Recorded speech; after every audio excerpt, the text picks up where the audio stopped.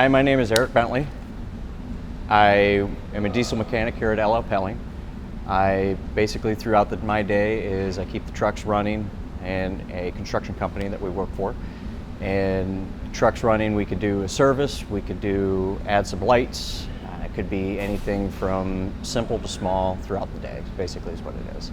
Main thing is just make sure we're able to transfer asphalt or whatever materials we need from point A to point B, so that way we can keep America running.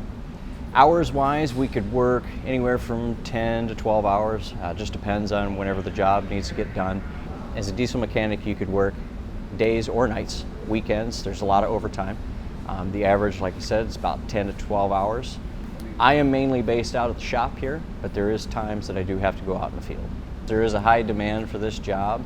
As a diesel mechanic, you could earn anywhere, if you were skilled, have the proper training and everything like that, could be anywhere from $21 to $28 an hour. It just depends on your actual skill set and if you went to school. So for me, I went to high school. I did at Comanche High School, and I also did a school to work program. At school to work program, I worked at Witt's Small Engine Repair, Clinton, Iowa. Worked there for about 6-7 years.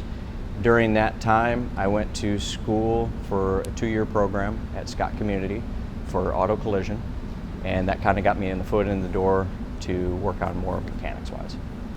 So here at LL Pelling, we have stuff like accounting, we have equipment operators, we have truck drivers, we have mechanics. I mean, there's a lot of various opportunities we have at this company. IT professionals have to go to schooling for a few years, 2 to 4 years. Skills you would have, like as my position, you would have mechanical skills, needing to know, I'd say the basics of a engine. You would need to know fuel, ignition, exhaust, air. Without those key factors, an engine's not going to run. So you need to know and just check all those just to make sure everything's going to work. I enjoy my career because I really like taking things apart, figuring out what's wrong with it. I find it kind of satisfying to figure out why something isn't running, why it broke, basically just the challenges of figuring out what is actually wrong with it. That's why I chose this career path. When I was a kid, I was younger, I really don't remember it, but we were at my grandma's house, and my grandma and grandpa, my grandma went out to do something, and my parents were there. They turned around, and there was an iron sitting on the floor. And next thing I knew, my grandpa turned around, and the iron was torn apart in 1,000 pieces. So ever since then, even when I was younger, I've always enjoyed taking things apart. That's how I got into this industry. The challenges of the career, I would say, is sometimes everything just doesn't fall right into place. Laying in an awkward position or trying to figure out exactly what's wrong with it. If you got all of the ignition, exhaust, air, fuel, and if it's still not running, it's just what's the next step to try and figure out exactly what's wrong with it. Sometimes it could be electrical, which could be easy or simple, or it could be more of a challenging. It's just to go from the first 4 steps to the next one. So what we're doing here is we're actually using a test light. We're going to test some of the fuses just to make sure that we're actually getting power to one side and then possibly on the other side, just to see if we have anything going through that the reason of why the tag axle is not raising or lowering. So this is a test light. It uses on the ground, and I'm just going to test a fuse.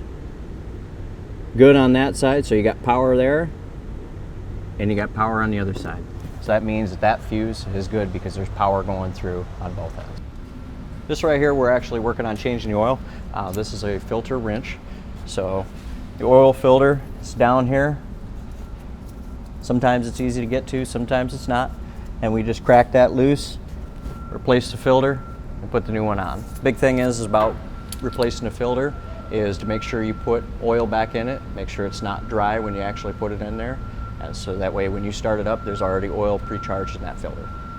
I would say if you're interested in this career, see if your school actually offers diesel mechanics or shop, something like that. I would actually look into that and then see if there is any way that you could take a summer class or a summer job for that career or trade that you're actually looking to go into. I would look into a internship, see if they're willing to hire somebody.